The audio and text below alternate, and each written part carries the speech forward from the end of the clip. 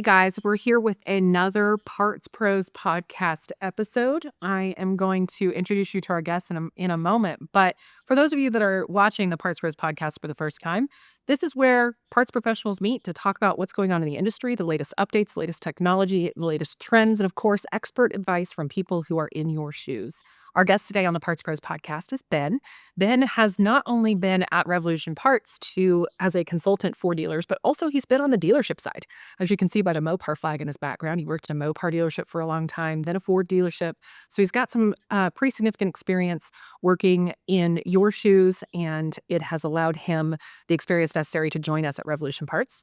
And of course, Emily, our usual co-host here from Revolution Parts, with over 5 years of e-commerce experience working in both OEM and aftermarket parts. I'm Amanda. I'm your host. I think you all know me if you've been here before. I've been in the automotive industry for more than a decade. I did the math the other day, and I think it's about 12 years now, working with dealers, working at dealerships, and working for companies like Revolution Parts that serve dealerships to do automotive marketing. So sales, service, fixed ops, and now parts. I have worked on all sides of the dealership when it comes to marketing, and that is my area of expertise. So welcome, everyone. Ben, any words you want to say about your experience or your time at the dealership before we dive into the questions? Just that, I've been with the dealerships for over 26 years. I've seen a lot of trends change and a lot of things come and go. And I think I can really lend my expertise to you guys today. Absolutely. So that's why we have Ben here is we want him to share his expertise, not only as a dealer success consultant, but also from his 26 years in the dealership. That's quite a while. So you sat on both sides of the table as a former e-com employee and now as a dealer consultant at Revolution Parts. How did your time at the dealership prepare you for, your current role? And what advice would you give dealers who are in the shoes that you were in just not that long ago? Well, as a dealership parts manager and parts employee, we started a e-commerce venture in 2017, and it was very difficult. We did not have the backing that we have now. Back then, we made a lot of mistakes. As most dealers are going to make a mistake when you get into e-commerce, it's kind of new for car dealers. It has prepared me to work for Revolution Parts in the fact that I've made all of these mistakes and I've been able to learn, and now I can pass that information on to future generations of parts management and parts employees. You're like the Allstate of the automotive industry. You know, we're because you screwed up a thing or two, right? That's right. Totally. He's an elite So, athlete. Absolutely. well, Oh, I'm not entirely sure athlete falls under my title ever. So automotive athlete, okay? there you go. Well, obviously, in conversations about OE versus aftermarket, price is always a hot topic that comes up. When it comes to price perception, why do you think customers still trust OEM despite often being more expensive than their aftermarket counterpart? I think the value is there in that the parts that you buy from the dealership, from the OEM, are the same parts the vehicle was manufactured with. And the OEM parts department does have the ability through VIN filtering and, just having the knowledge of working with that brand to give you the correct part the first time. And the warranty is often backed by a labor warranty as well. So that's the value. Even though you're spending a little bit more money, you're getting the service. A lot of times when you go to the dealership employees, they're more keen to take care of you, work hard to make sure things are going right for you. And they're professionals in their field. I love that. I think that I often look at it from the side of the consumer because I don't just work in this industry. This is also my hobby. And as a consumer, if I've got a leaky hose or a cracked reservoir or, a belt that's not working, a filter that's not correct, you oftentimes have to make a decision between, am I going to buy the cheaper part and risk not making it to work on Monday morning? Or am I going to buy the OEM part? And we don't have time for our vehicles to be down, right? We have to get kids to school. We have to get groceries on the weekend. We have, responsibilities and families and jobs. And so I think a lot of consumers are still actively buying OEM parts as opposed to aftermarket parts because the OEM parts are the ones that they're guaranteed are going to be in good condition, are going to be the correct fitment, and they're going to arrive on time. Another aspect of buying parts at the dealership and paying a little bit more money. If you've ever tried to do a home project that you've never done before, you're going to make 5 trips to the home store. With a dealership, if you're working on, say, a water pump and there are other things that go along with that repair, like a gasket or some RTB sealant or the correct coolant and so on and so forth, the dealer parts guys know what it takes to do that job and they'll recommend everything. So you don't have to make multiple trips. Absolutely. And that's when it comes to e-commerce. That's something that I love that a lot of our dealers do. And I think that's a recommendation that comes directly from your team then. I've heard Jedsay and Anthony both recommend it to dealers before, is when you're putting your parts out there online and you're listing parts for sale, creating packages that people can purchase everything necessary for a job not only makes the consumer's life easier, but it also makes your life easier because then they're not calling you saying, "Oh, I forgot a gasket. I have to get this gasket before I can finish this installation." So, when it comes to e-commerce, I think that those packages of all the parts necessary to complete a job is not only a moneymaker, but a time saver for everybody. Yeah, absolutely. Okay, so let me ask you, there's a lot of aftermarket and OEM parts available. And I think dealers understand or misunderstand when it comes to competing with aftermarket players like Rock Auto and Amazon, quite a few things. Maybe they think that they have to undercut their prices or they have to have more parts available. What do you think the biggest misunderstandings are in that area and how would you overcome them? I think that the dealers view competing with Rock Auto or Amazon as if they have to give away the store. Like they feel that they're not going to make any money and it's not going to be worth the headaches, but they could be not be any more wrong. So now with the advent of having e-commerce platforms, you're able to sell on Amazon and eBay and you're able to stay competitive with those guys. But the other aspect is Rock Auto and Amazon, if you're not dealing with a dealer, again, Rock Auto and Amazon they don't give you um the experience. They're not going to be able to help the customer in that way. And that's a shame. So I think the dealers can be competitive in the market against Rock Auto and Amazon. They just have to look to e-commerce. Absolutely. And I think, in my personal experience, and tell me if you think I'm wrong about this, but Rock Auto and Amazon don't say anything about country of origin. And so you have no idea where those parts are coming from. Chances are really good they're probably coming from China. And there's zero regulation on quality and fitment and longevity of parts that are manufactured in other countries. So how do you feel like when it comes to buying parts from the OEM, do you think that that's important to people again because they know they're not getting a part from China that's going to break in 3 weeks? Yeah, I think that's true. I think that, like I said before, that they are buying a part that their vehicle was built with, and the warranty that is offered by the OEM is phenomenal compared to anything bought on Amazon or Rock Auto.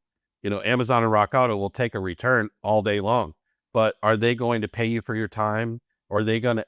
Sometimes you can even bring your car to the dealership after performing the repair and the dealership will cover the part and the labor and do the repair. Yeah. That's awesome. I don't buy car parts on Amazon for that exact reason, but I did buy a tractor part on Amazon, and I will tell you that tractor ran for about 10 minutes with that part before it exploded. So, after buying a tractor part, you could bet your butt that my vehicles will not have Amazon parts on them unless they have an OEM manufacturer name attached to it. Can you guys Absolutely. Amanda works in or, can you tell Amanda lives in rural Texas, everyone? Do. I'm a tractor, and I break that tractor more often than my husband would like. Okay, so specific parts categories. Are there categories that you'd always recommend that the OEM and others sell where aftermarket is the smarter play? Well, where aftermarket is a smarter play over OEM, I think sometimes it's not as important to have maybe say brake pads and rotors. I know that sounds a little crazy, but brake pads and rotors are pretty much manufactured by only a handful of companies across the globe. I would not suggest putting any electronic components on your vehicle that are aftermarket, computers, PCMs, sensors, and things of that sort. Because again, as you stated before, there's no regulation on those items and they could come from anywhere. So I think aftermarket, you can sometimes get away with some body parts and some other items of that sort. But I think where it comes to mechanical parts and lighting and so on, I think they need to stick with OEM because nothing beats the fitment really of OEM parts. Yeah, that's definitely what we practice in our household. When it comes to oil filters, I don't care who makes the oil filter. The Mopar oil filter is $5 more, so sometimes we buy it, sometimes we don't. But the actual oil going in the vehicle, we always use what is recommended from the manufacturer as far as not just the kind of oil, but also the brand. And so, whenever it comes to things like electronics and mechanical elements, yeah, if the part that you're pulling off is essential to the daily operation of your vehicle, I would say recommended use is OEM for sure. Yeah, absolutely. I've got some aftermarket bumpers on one of my vehicles. Those don't bother me. Yeah. If an aftermarket bumper fails, it's not going to cause your entire vehicle to stop. No, and that's true with like say wheels and things of that sort. And the reason I say lighting is it's an electrical component as well. And now most everything has an HID, high intensity discharge component with a module attached to it. So, and I've seen a lot of those aftermarket ones after being plugged in, they quite literally melt in the car. So it's not a good, not a good option, What about very much. clothes parts? Like if we're talking, like let's just say you drive a Hellcat. Are aftermarket brakes gonna work as well on a Hellcat as they do on a Jeep? There are some companies that do make some very incredible aftermarket brakes for the performance categories. I will say that. But often the OEM manufacturer will buy those parts from that manufacturer and package them in their own packaging.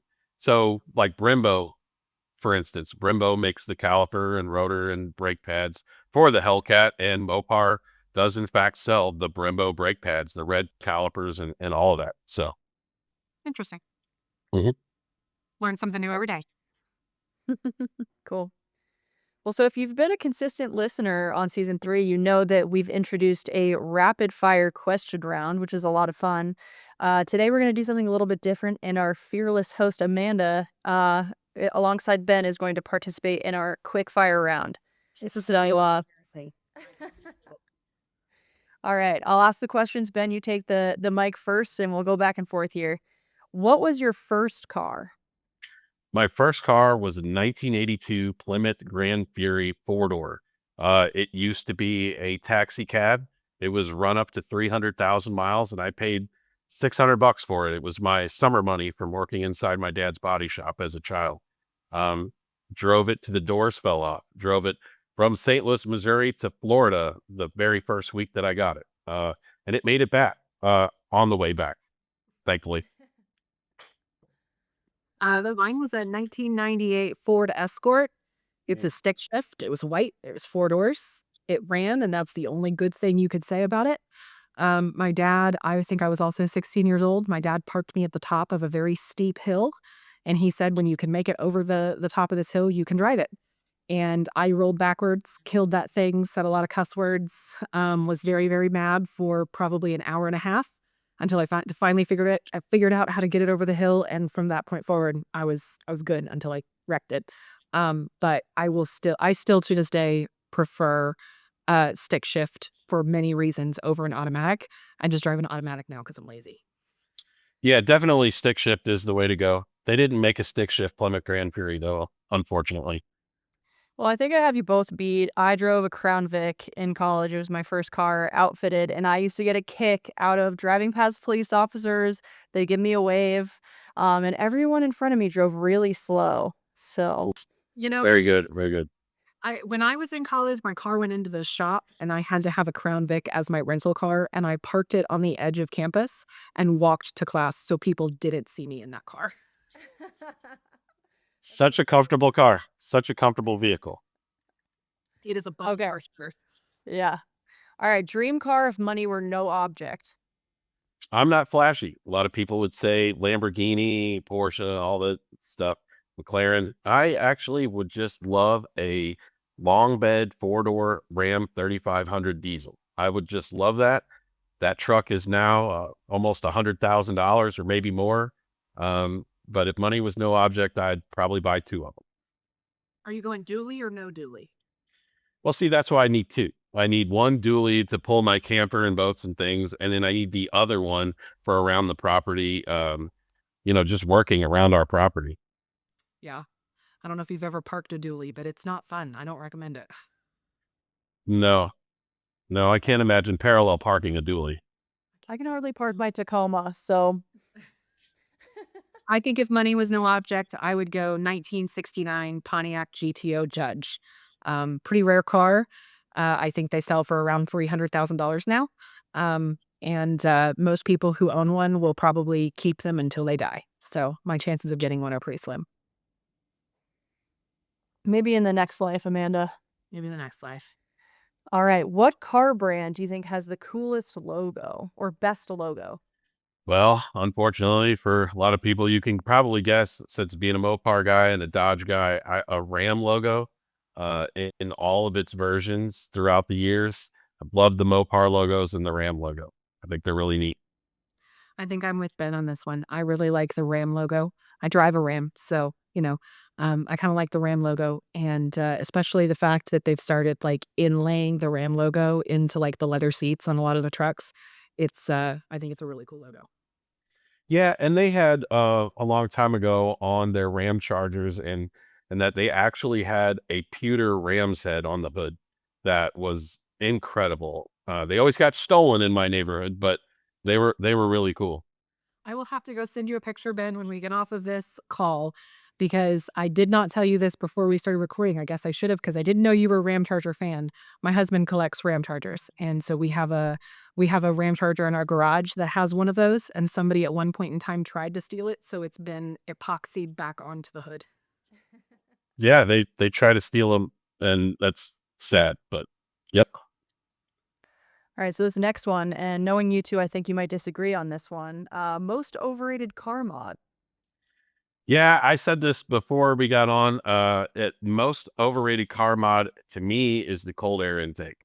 I don't particularly think it does much. It looks really cool when you see it underneath the hood of a Hellcat or a any other Challenger or Charger, but honestly, the horsepower gains I don't believe are that much. So, but then I'm not a race car driver, so I don't know.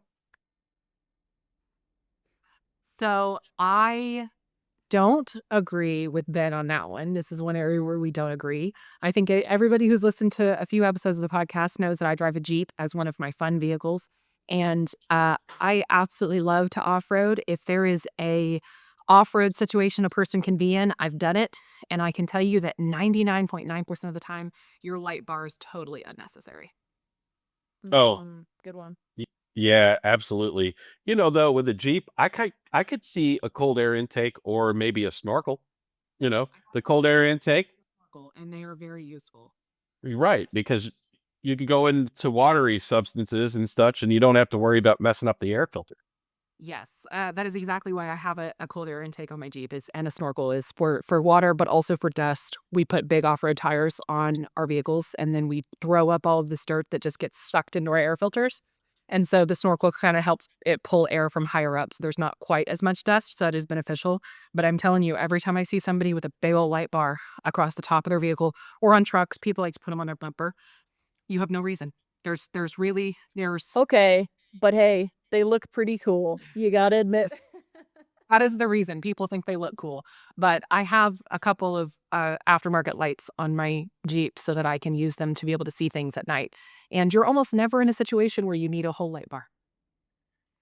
No, I mean, there's one situation I could think of, and I've been with the Jeep crowd a long time. I've had my own TJ that was pretty awesome, and we had a light bar, and we used it for nighttime runs. So when we would go rock crawling and stuff in the dark, that's a cool thing to have. But I mean, driving up and down the street with your light bar on, all you're doing is hurting people. Yeah, not in your mall crawler. You don't need it. No. That's for sure. Oh, very good. Okay, last rapid fire question, guys. If you could bring back one discontinued model, what would it be? Yeah, so I said an old Plymouth Cuda, Barracuda, like a 67, 68. Those cars were really cool, and Dodge hasn't come out with a version like that. And I had hoped that they would come out with something, like they did with the Challenger or the Charger. They could come out with the Cuda, but unfortunately, we don't have that. So, yeah, old Cuda would be awesome. I think I agree with Ben. I think probably either an old CUDA or I am a child of the 90s. I grew up in the 90s and remember, I want to say I saw my first one in like 93. The Jeep TJ, the Jeep Wrangler TJ. To me, it's the best Jeep that's ever been made. And Jeep purists will all hunt me down and scream at me for this because they're all going to say it's either CJ or YJ. But I love the TJ. My Barbie had one. I had one when I was a kid that was battery powered. And still hoping to own one as an adult. But I think that if Jeep brought back the TJ with the unkillable 4.0 engine in it, that would be pretty cool. Yeah, a little bit of a tidbit from a guy that was in a Mopar dealer back in 2009 when cash for clunkers was a thing. We used to get in Grand Cherokees with the 4 liter and the Cherokee with the 4 liter a lot. And they would pour that substance into the engine and run it. And most cars would be broken within 5 minutes. I've seen 4 liters run for 25 minutes with that fluid in the block. So that tells you that that engine was one of the best. The 4 liter inline six. Yeah, we've got a Jeep with an Team 80s 4.0 in it, and the joke in our house is in the apocalypse, cockroaches and 4.0s. That's the only thing that's gonna be left. 100%. It's a good slogan, Amanda. All right, guys. I think that's it for this episode. This has been fun. I appreciate the rapid fire, Emily. That was enlightening, and I think I learned that Ben and I have more in common than I originally realized. So we'll have to go talk about Ram Chargers. I'm not a fan of Ram Chargers because my husband has had too many of them in our marriage. But we'll have to go talk about Ram Chargers after this because you're probably the only person I've ever met other than him that actually likes them. So thank you guys for tuning in. That's all for this episode of the Parts Pros. If you're interested in learning more about the Parts Pros podcast or checking out more episodes, you can visit us at partsprospodcast.com or anywhere where you catch your latest episode. Amazon, I was going to say eBay, Amazon, Spotify, Apple, or YouTube. We're on all of the channels above, and they can all be found again from our website, partsprospodcast.com. Thanks for tuning in, and we'll see you guys on the next episode. All right. Thank you, guys. Thanks.